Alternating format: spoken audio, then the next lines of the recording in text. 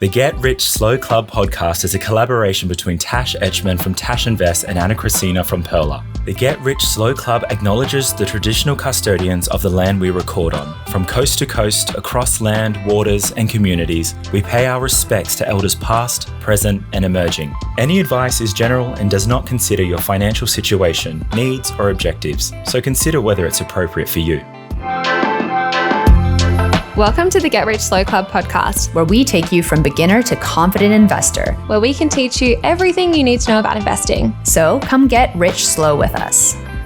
Dave Gow is the author of the popular Strong Money Australian blog. He achieved financial independence at the age of 28 after working as a forklift driver for 10 years. He's passionate about sharing what he's learned to help others create freedom in their own lives. But before we get into Dave's story, we're going to share our money moments. Dave, what's yours? So mine is more of like a hack that I've been doing over the it's actually been a few years now. And it's something that people might not really think of as like a money saving idea, but I've found it to be quite way more profitable than I actually thought. And that's getting my groceries delivered. So I find that when you go to the shop and buy your groceries, you actually end up buying a lot more. Well, sometimes not a lot, but you definitely buy more stuff than you originally planned because you're like, oh, that's on special. Oh, that's on special. And then what happens is you end up with more food in the house. You actually tend to eat more food as a result. So I find that it's much easier to have like a lower grocery bill if you just have a list and then buy the stuff online and it gets delivered. And even though you spend money on some delivery fees, it's actually not that much a lot of the time. And so I find that it tends to actually save money rather than cost money, and also saves quite a bit of time and hassle as well. So that's my little hack that I've been doing. I love this one. It's like a health hack and a money hack. I find it so good when you can actually see the total at the end instead of having to just guess what's in your trolley. So you can be like, oh no, I probably don't want to go over $100. Better get rid of that snack I don't need, rather than it being a surprise. Yep. Do you use Woolies or Coles? Because I've got the Woolies rewards, so I get the 10% off as well on top of that.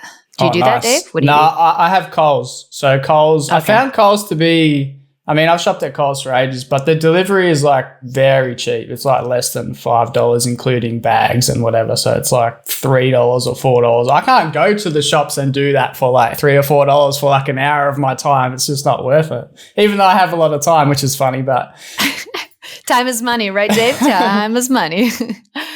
Tash, what about yours? I bought a 6-month Pilates pack a little while ago because it worked out to being $10 a Pilates class, but life got a bit busy and I got sick. So I ended up having 17 classes to use in like 23 days, but I'm on track to having done them. So I've got 9 left until the end of the month. So in 12 days, which is fine. I think I'm going to make it, which is exciting. Oh, that's great. I actually just also signed up for yoga and I have 5 that I have to do in 2 weeks. And I've got a couple big things happening, but I'm 2 out of 5. So doing well, I think determined.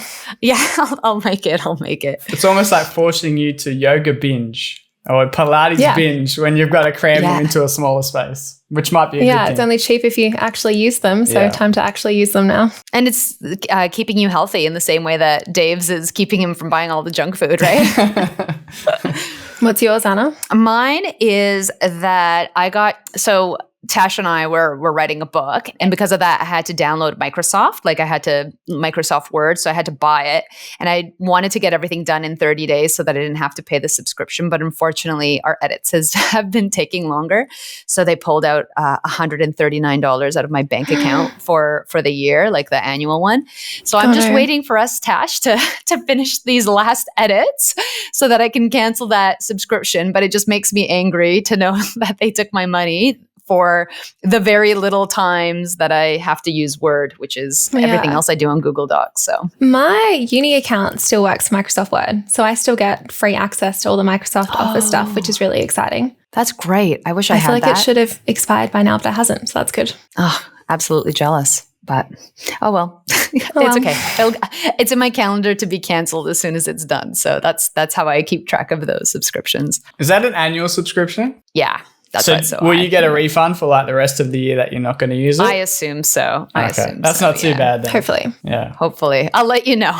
In our next money moment, I'll give you an update. Let's kick it off with FIRE. We've talked a little bit about financial independence, retire early. Previously on the podcast, we also had Matt from Aussie FIRE on talking a little bit about it. But Dave, you are probably the first actual retired person or fired person that we've had on the podcast. Before we get into that, what exactly is FIRE? So the way I think about it is simply saving and investing and building up to a position where you can live off those investments and you're at the point where you don't need to rely on work income anymore. You can essentially do whatever you want at that point, and the whole idea behind it essentially is getting some sort of freedom in your life before the traditional retirement age of 65 or maybe even 70, which it might be in the future. So it's all about getting freedom a lot sooner than traditionally was the case, and you do that through managing your money differently and building up some investments that can provide you income instead of your relying on your job income. Retiring at 28 is super impressive. When did you first hear about FIRE? So I'm actually quite old. So FIRE wasn't a thing back when I was learning about finance. So all I was doing was learning about wealth, because I suppose intuitively realized that wealth equals freedom. And if I was wealthy, I don't have to work. You can then kind of choose what you want to do. So for me, the FIRE part came later. I didn't really know. I don't even think FIRE was a term back then. So this is probably like in the late 2000s when I was first learning about money and wealth. And then I probably didn't learn about FIRE until very late in my journey. I would say maybe like 2016 or something, which is probably like a year before I left work. And I found that through like Mr. Money Mustache. And then because I started looking around at blogs and stuff, and I was investing in property at the time, and I couldn't find barely any information on actually how to live off wealth once you had built some wealth. There was almost nothing on it. It was just like how to invest, but nothing about what do you do later when you actually want to live off some of your investments. But yeah, found FIRE and Mr. Money Mustache, and then from there sort of looked at our expenses quite a bit, because he was quite expense focused, and the messaging is around your freedom is often dictated by your expenses. So that's the number one number that you need to manage and need to be conscious of when you're looking to get yourself out of the full-time workforce. So yeah, that didn't come to a lot later. So that was quite interesting. It's probably different to a lot of other people in the space, and maybe you guys as well. Yeah, it's crazy that you were doing it anyway without even realizing there was a whole name or community behind it doing the exact same thing. How did you learn about money in the first place? Was it from your parents? Did you just randomly decide to read some books about it?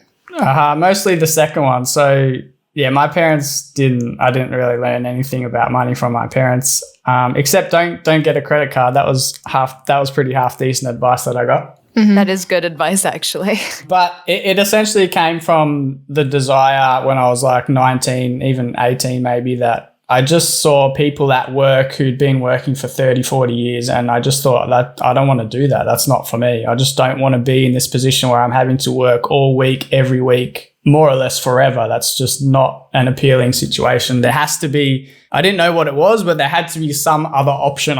For some reason, I just couldn't accept that as the outcome for my life. So that's when, sort of what I mentioned before, I had this realization that, well, wealthy people don't have to work if they don't want to. So is it possible for an average person to become wealthy? And that's when I started Googling and started learning about whether it was possible or not, started finding books on building wealth and investing, and realized it was possible, and then started just going down that rabbit hole and basically obsessing over it from there and learning as much as I possibly could over how to get to this position I wanted to be in the future. So Dave, a lot of people within the FIRE community focus a lot on investing because they want to have a large amount of money that they can live off of those dividends.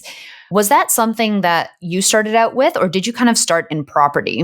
Yeah, I started in property simply because it was the thing that I felt most comfortable with, I guess. There was the most familiar asset. So I think that a lot of us that grow up, and especially in Western countries, there's basically, actually probably in most countries, there's basically no fundamental understanding of how shares work and how the share market works. It just doesn't make intuitive sense to us. But everyone grows up in houses, and we kind of hear people of you know, they have a house and then maybe when they move house, they keep the old one. And so they almost accidentally become property investors, and then it kind of grows from there. And it's a much more natural asset to become used to because we're all living in homes. And so it tends to be a much more natural fit for most people, especially where their psychology is concerned, because we don't see the house prices moving up and down every day. So it's much easier to just have a house and then just not sell it and not think about it, not look at it. And then 10, 20 years later, it's gone up in value and whatever. So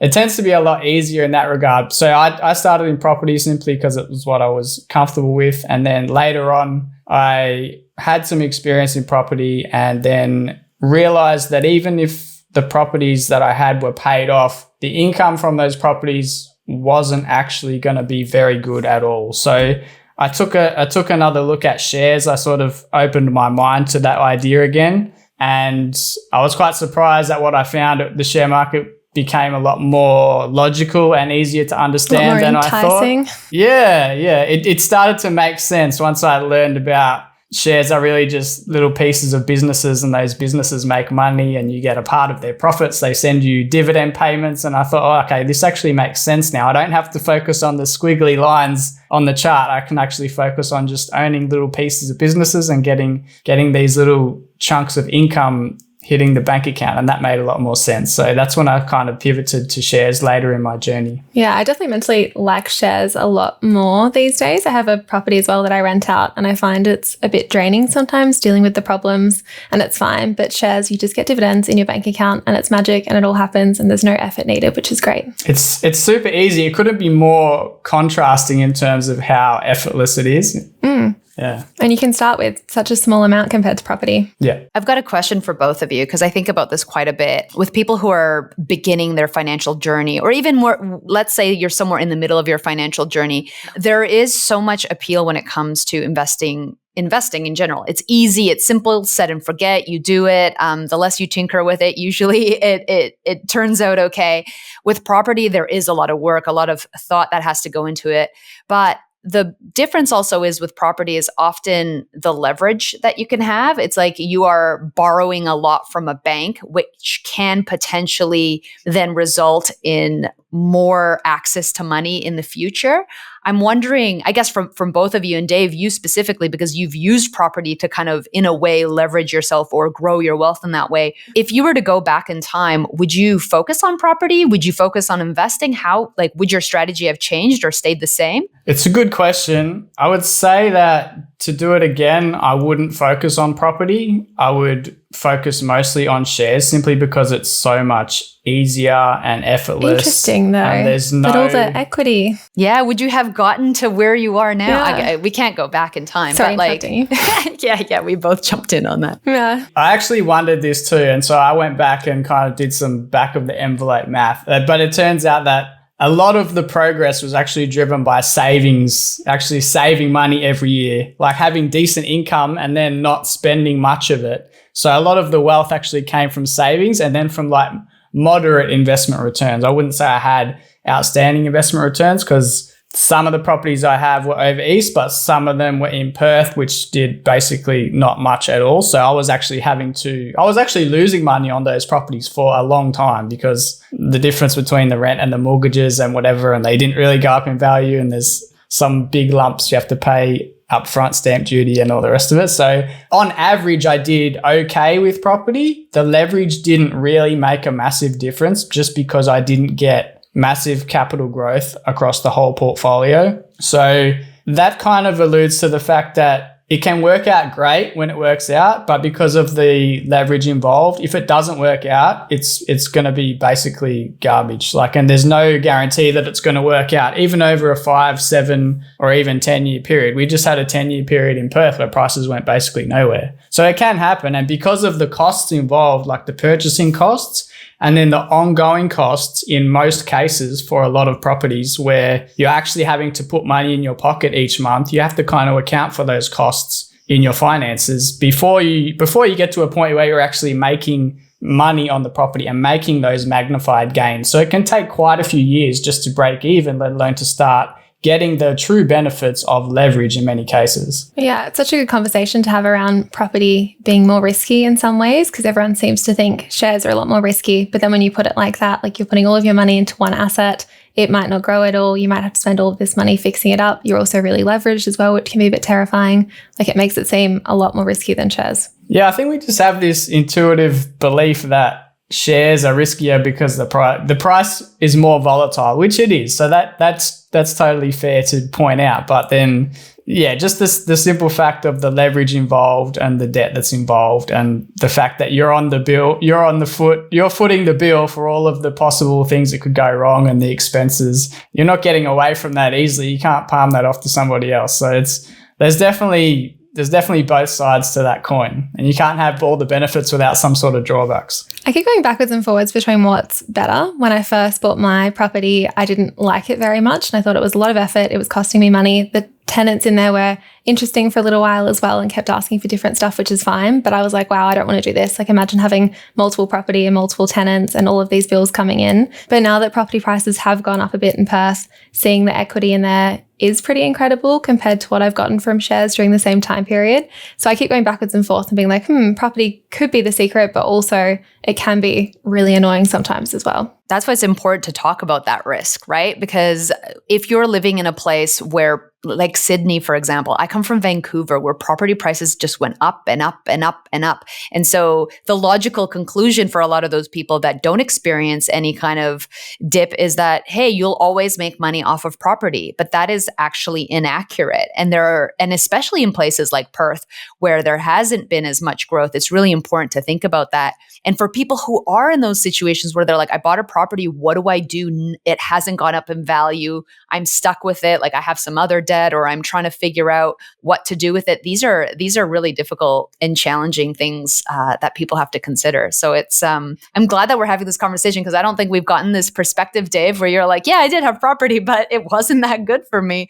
So if I went back in time, I would invest. Yeah, thanks for sharing that. Have you sold any of your properties, or did you keep them all? Yeah, so essentially my situation was I got to a point, I had built some decent wealth. Most of that was in property. And so the only way I was going to be able to not work, which was the whole goal, was to actually start selling those properties and put the money into shares. And so that's what we started doing.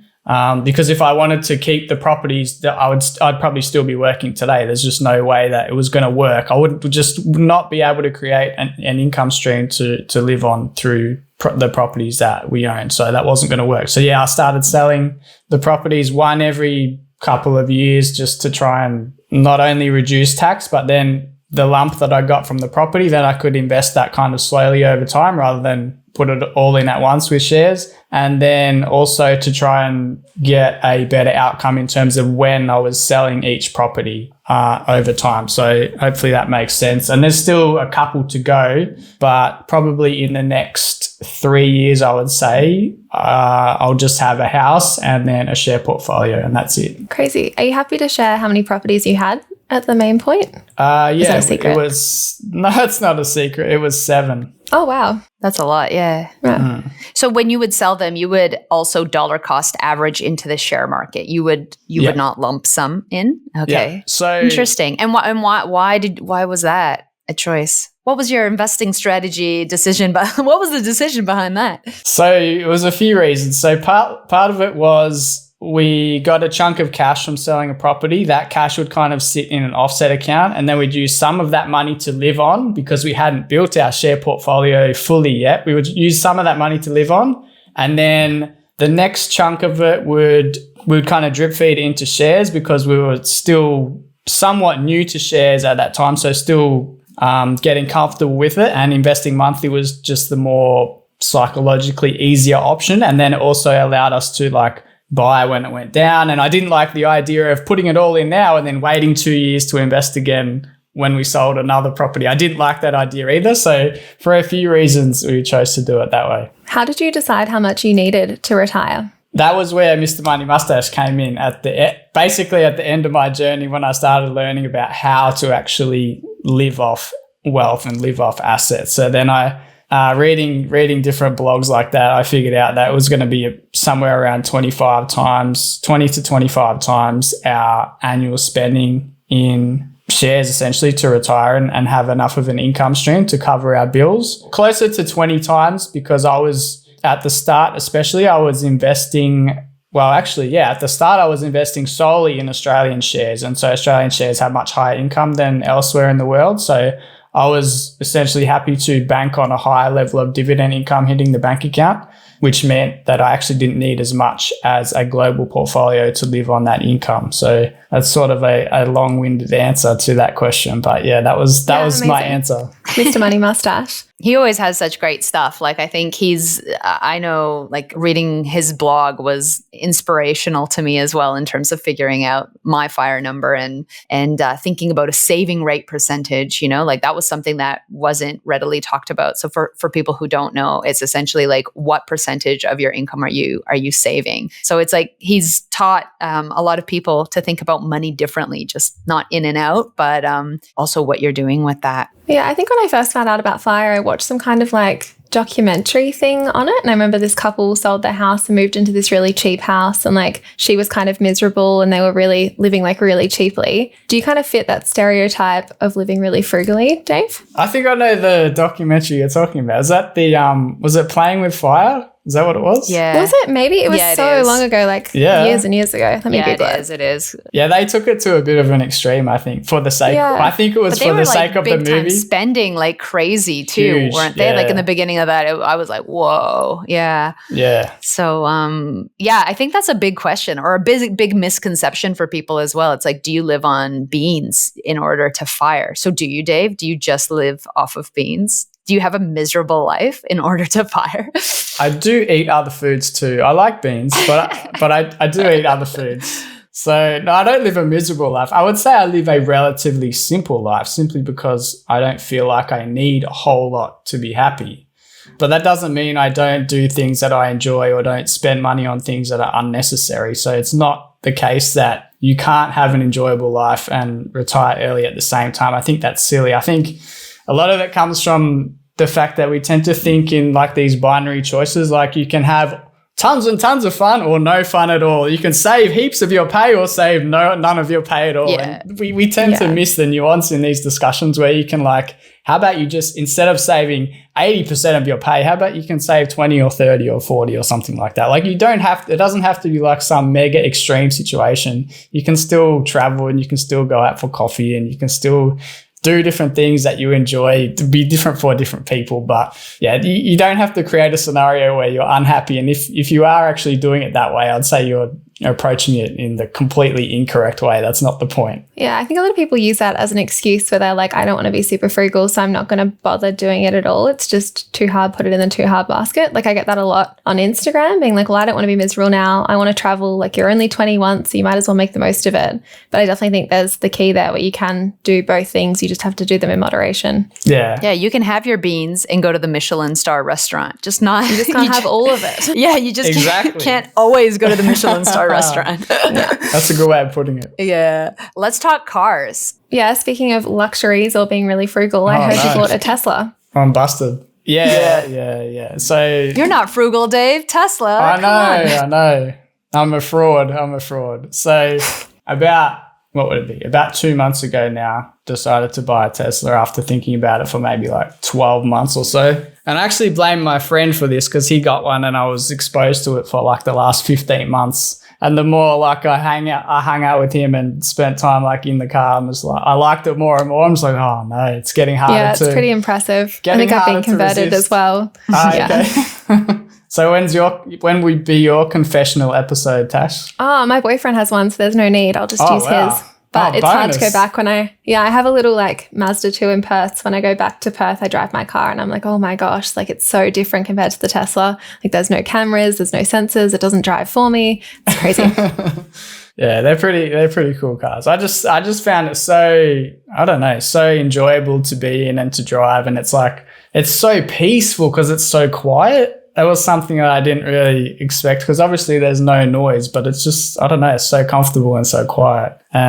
So that's like my, I suppose, not so secretive, dirty little purchase that How I've did you had. justify the number? And you're like, cool, I'm going to spend 60 to 100 grand on this car. Yeah, it's not easy to do, especially if you have like a financial brain where you're like looking at how much it's going to cost, and then what if you had invested that money, what else you could turn that money into. It can become a little bit depressing if you start looking at your all of your expenses through the lens of, if I invest this money instead, what will I have? So essentially the way I justified it, or tried to justify it to myself, is that I'm only spending surplus wealth, I would say. So I'm not spending anything I need to maintain my financial independence. So if that money is not there anymore, my lifestyle and my level of freedom won't be impacted whatsoever. So it became much easier to justify that expense. And to be honest, like a lot of other expenses that I could consider sometime in the future.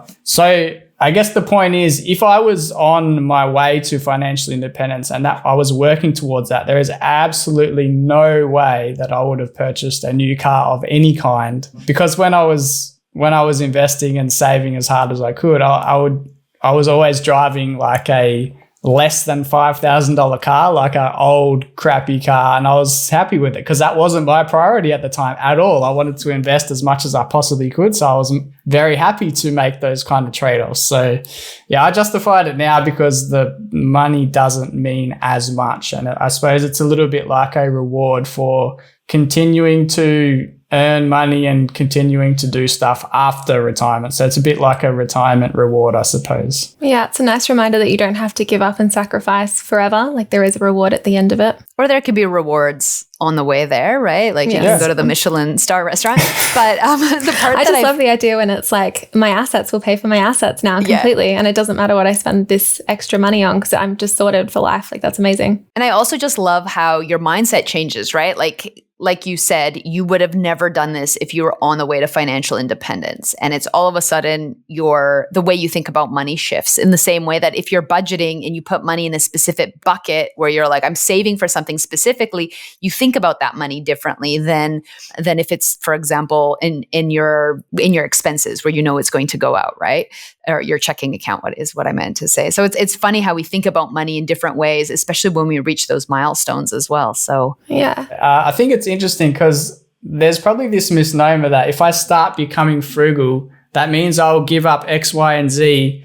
But then the people who do that, they kind of extrapolate that into the future and they think, if I give up X, Y, and Z and I don't have these things, that means I can never have these things. But that's silly because you're just choosing to build wealth first before you engage in those other activities or those other purchases that you might be interested in. It's not like you give them up forever. It's just that, okay, I'll shift my focus and I'll actually prioritize building wealth first. And then once you have some sort of wealth, then you can essentially do whatever you like after that. You can change and pivot and use your money in different ways. So it's not like this permanent decision that you can never have this and you can never have that because you're trying to be frugal and build wealth. It might feel like a long time until you're able to afford them later, but it's definitely not the case. You can always switch and change things, kind of like you're alluding to there. Have you found it hard to go from that saving mindset to all of a sudden being able to spend the money? That must have been quite challenging initially. That's a really good question because I notice a lot of people in the FIRE community struggling with that. They've had such a strong savings habit for so long that even when they don't need to save anymore, they can't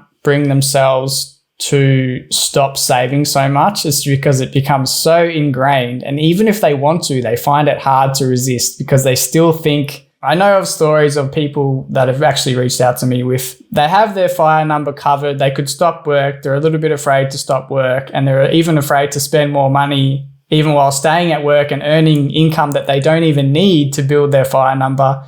They're still afraid to spend more because they've been doing the same thing for so long. They still feel guilty over spending an extra $30 going out for lunch or something. And it's a bit sad, but it kind of blows my mind. So I was fortunate that I didn't really struggle with that because I'm able to separate mentally that pile of money. Like, okay, I need X amount for my FIRE number. Anything above that is more or less surplus, or for some reason I'm able to keep things in perspective where other people, their emotions kind of get in the way and they have trouble seeing how good of a situation that they've built for themselves. And I suppose it comes back to like this sense of security. A lot of people build wealth out of fear and out of this lack of security. And so even when they get the wealth, they still feel a little bit insecure, like it's not enough. And so they'll keep building, keep scarcity building. mindset. Yeah, exactly.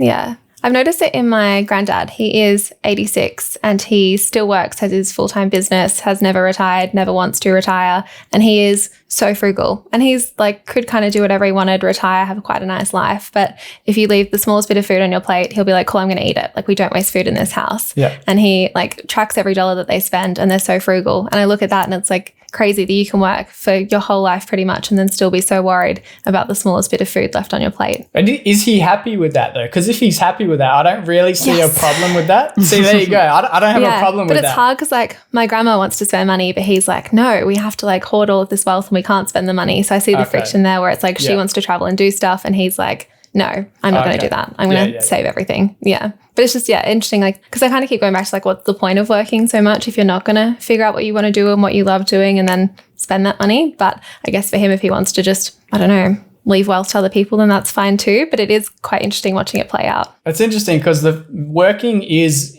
enjoyable in itself and it is valuable in itself to be doing something productive with your time. And then also I think people enjoy the process of building wealth and kind of piling up money and seeing the numbers go up. It's like playing a game more or less where you see your points going up. It's sort of like that. So I think people like that game and they have trouble thinking about seeing their money go down. So like the idea of dying with zero, obviously that's a contentious topic, but I think there's a lot of valid points in that book, but I think a lot of people will struggle to get past the idea of seeing their wealth go down at some point in their life just because we're so accustomed to trying to make it go up and seeing it go up. And there's a lot of psychological hurdles and kind of traps that we can fall into in this sort of area. So it's really interesting. It's kind of like what you were saying, Anna, not really about it going down, but by having kids, you've kind of set your retirement or financial independence back a little bit. And you were saying that was quite challenging as well. Yeah, I think I would be retired right now, I think, had I not had kids, because having kids has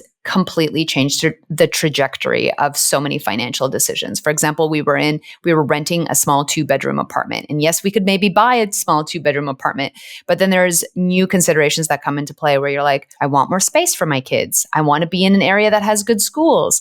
Those houses cost more. That, now all of a sudden I'm not that close to the city. So we need transportation and a suitable car. We just bought a brand new to us, secondhand car.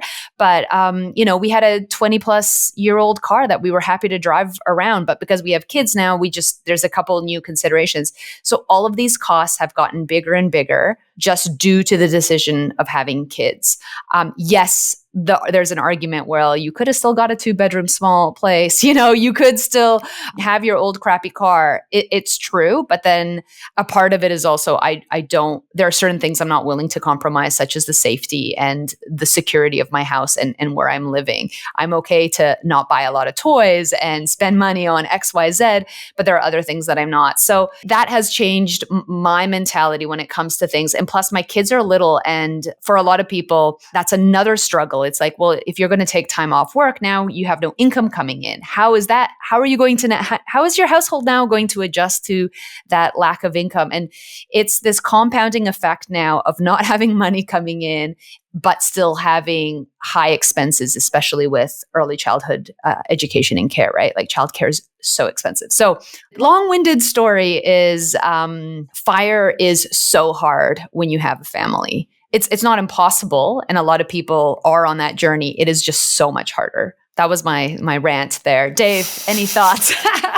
I'm sure you talk to a lot of people who are on their FIRE journey as a family as well. Yeah, I do. It's interesting because like you're saying there, the decision-making process changes a bit, and then you start to prioritize other things, which to a person who doesn't have kids can be hard to fathom. But because it's not like a ruthlessly logical decision, because there's obviously emotional factors in there as well. So you can't debate with a family over how much they should spend on their kids. It's up to everyone to decide what they're happy to compromise on and what they're not happy to compromise on. So I don't think there's like a set path that that everyone should follow, and everyone's different buckets of expenses should be more or less similar whether they have a family or not. Obviously that's silly. So yeah, you'll naturally just prioritize different areas in your life, and I don't think there's anything wrong with that. And for the most part, I would say that people who choose to have kids and approach FIRE, they're very happy with the trade-off of having kids and it taking a bit longer to reach financial independence. I mean, even the idea that it's possible before the age of 60 or 50 or whatever is still pretty exciting when you think about it. So I think everyone should be almost grateful that it's even possible, let alone worrying about how fast you can do it. Because the most common thing I hear from people is, oh, I wish I did this sooner. But my response to that is like, well, imagine if you never found out about it at all and you just kept working forever like everyone else and you never even knew. So you should be, instead of beating yourself up over not doing more or not getting there faster or whatever, just be happy that you understand what you're doing and you are on the way there, even if it takes a little bit longer than you would like. It just gives you other opportunities, right? Like I'm now able to take the opportunity where I can take longer parental leave or work more part-time, which maybe wouldn't have been the case had I not already been on the journey for FIRE, right? Like other people might be like, I have to go back to work after 6 months. Like it's just not possible. So there's a lot of, like you said, Dave, you start wherever you start, right? And it's great that you learn now and not in 20 years about FIRE and financial independence. So yeah, and like you're saying, the goal doesn't have to be retiring. It can just be having more choices and more options and having that bit more money for you. Yeah. Going back to Die with Zero, because I just read that, or I listened to the audiobook just recently and I was like, oh, I don't know how much new concepts I'm going to read. I read a lot of financial books. Tash, have you read it? No, I've heard of it, but I haven't read it. Yeah. It also made me relook at my family situation right now with my kids being little and spending money and doing the things that I can now instead of thinking about a later time in life. And I really loved that kind of take on it, which I think, Dave, you were talking about as well, about the book's concept is like literally, you accumulate money and there's an optimal time when to spend that money and when to do the things that you can, because your body's going to give out at some time and you don't need to die with a pile of money. And how do you use that? Yeah, I think I've always been quite good at balancing stuff like without reading the book. Like I used to be quite frugal. I've always invested. I've always put money towards my property and stuff like that. But I've also been good at not saying no to things. Like I became a dive master. I've traveled around the world. I've gone on lots of trips. I did some expensive things like wakeboarding as a hobby for a year.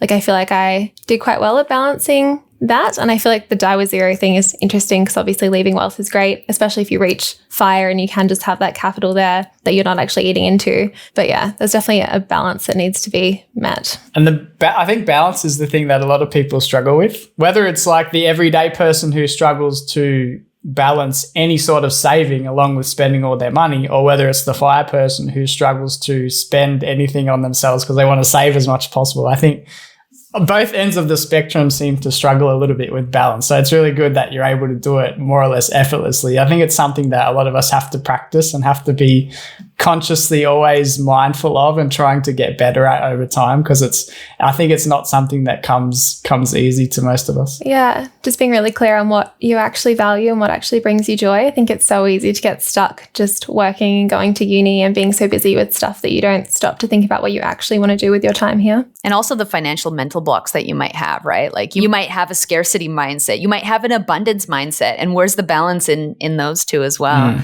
You've said you achieved financial independence at 28. Does that mean you actually retired at 28? What does retirement actually look like to you? I would say I was fully retired for all of about 3 or 4 months, as in doing nothing, like proper what people think of retirement, doing nothing. So yeah, I had about 3 months where I just completely relaxed and did absolutely nothing on purpose, just because that's what I wanted to do. I didn't want to start doing something straight away just for the sake of it, because I think that's a trap, because we become addicted to being busy for no particular reason other than being busy kind of makes us feel like we're productive, valuable human beings. Yeah, exactly. Yeah. Exactly. So I took a few months to deliberately not do anything and then decided to start the blog as a part-time hobby after that. And that has more or less kept up as a hobby because I enjoyed doing it, and it kind of grew from there. And what I do now with that and the podcast and stuff, that's enough to keep me kind of satisfied in terms of how productive I feel, while also not feeling too busy, like I'm actually just another worker drone again, and then the whole point of FIRE was silly. So I like to have a lot of free time in my schedule. I don't actually like being too busy at all. I like to have a lot of empty space where I can just have the freedom to go and see a friend for like 4 hours in an afternoon if I want to at a moment's notice, or go drive somewhere, or just do something random where I don't have like all my time blocked and stuff like that. So yeah, I like to do different things like that. I suppose in terms of specific stuff, obviously there's the writing, but I like exercising. I like volunteering. I do some stuff in my local area with planting trees and helping local turtles at the... Turtles, yes, Oh, I yeah. remember that. Yeah, everyone always wants to hear about the turtles when they see you. I know, I How's was the going to turtles? ask, but I was like, oh. No. I have a question about friends. Like working for myself now, I can obviously schedule things whenever I want to a certain degree. And I found it quite challenging making friends who also have similar free time to me. How have you found that with being able to just go to a friend's house in the afternoon? Are they not working? It's interesting. So 2 of my close friends, one of them is an Uber driver. So he has quite a flexible schedule, and he tends to take afternoons off, so I can catch up with him in the afternoon. And another one is actually another retired dude in his late 30s in Perth that I catch up with every now and then. And so that's super handy. But in terms of people that are still at work, it is difficult because they're busy, you know, they're working full time, and then they have families a lot of the times as well. So even though you've got flexibility on your end, they don't necessarily have the same flexibility at all. So it is still a challenge to fit things in. I suppose it's a little bit easier because then at least one of you has some more flexibility. So it's easier to line dates up, but there's still no magical solution to squeezing things into other people's busy schedules. I suppose the only other solution to that is that people who do have more free time, and if they take up more sort of hobbies and other things in retirement, they might then tend to bump into and meet new people in their everyday lives that they wouldn't normally, whether that's through maybe they start going to the gym during the day and they see other people that go to the gym during the day, or they join some hang sort out of with the turtles during the day. Yeah, Exactly. The turtles are my friends now. Oh, so good. Do you find that FIRE has kind of isolated you from other people and made you unrelatable? Or have you found that you still have similar friends and family in your life? Both, I would say. I would say it's made me unrelatable in terms of the further away you get from the average person's situation, naturally the harder it is for them to relate to you, whether it's in terms of your lifestyle or your wealth or just even your mindset. If you live exactly the same lives, but your mindsets drift further and further apart, it just becomes naturally harder to relate to those people. So you're going to gravitate towards people that you tend to gel with mentally a lot more and who are a bit more like you. So it can be tough. You're definitely if you take a different life path to the people that are around you, you're going to find it naturally harder to get along with those people in many cases because your values won't really align and the principles that you're living by won't really align with theirs. So even though a lot of your friends and obviously your family will stay the same, it can be difficult. I'm not going to lie.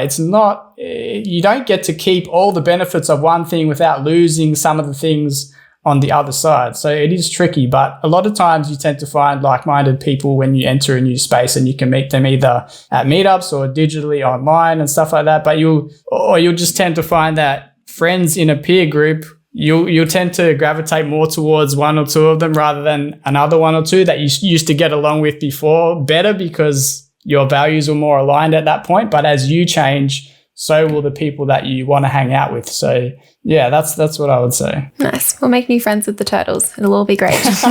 Indeed.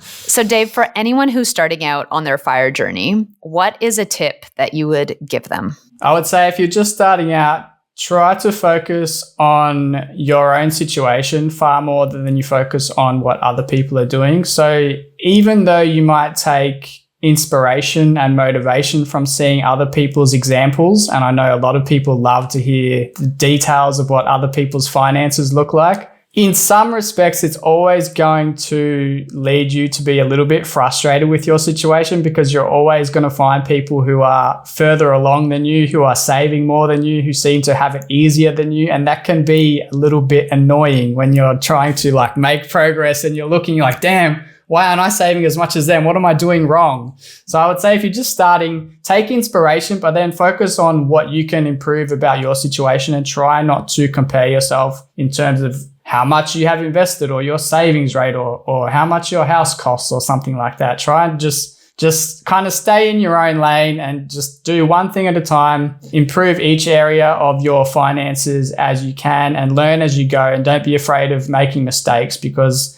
as I said before, the one thing that people always say is they wish they started sooner. So that implies that you don't want to delay it. You just want to get started and then you can figure everything else out as you go. But no point wishing that you were 18 again to start all over again. No point doing that. Exactly. Amazing. Yeah, that's great advice. Stay in your lane and buy Dave's book is the other advice that you should have said. What's your book, Dave? Tell us about it. Yeah, so my book is the same title as the blog, Strong Money Australia, and it's available on Amazon, and the audiobook is available on Audible and Spotify. And so it's essentially 5 years or more of all my blogs compiled down into everything you could possibly need to know about reaching financial independence and retiring early in Australia. I've really tried to cram as much as I could in there without making it overly long. And so it's designed as like an A to Z guide where everything's in there. You don't really need anything else. And hopefully it teaches you everything you need to know.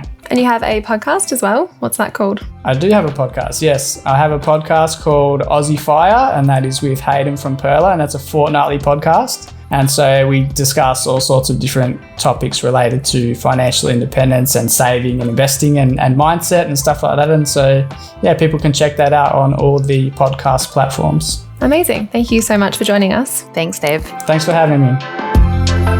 Thanks so much for joining us. If you found this episode helpful, please rate us 5 stars, write a review, or share with a friend. If you're new to investing, make sure to listen to our first 10 episodes. Follow us at Get Rich Slow Club or Tash at Tash Invests or me at Ana Kresina. This show was brought to you by Natasha Etschmann, who is an authorized representative 1299881 of Guideway Financial Services, AFSL 420367, and Perla, who is an authorized representative 1281540 of Sanlam Private Wealth, AFSL 337927. Knowledge is power, especially when it comes to investing. So make sure you check out our financial services guides and read the product disclosure statement and target market determination for any investments you're considering. See our show notes for more info.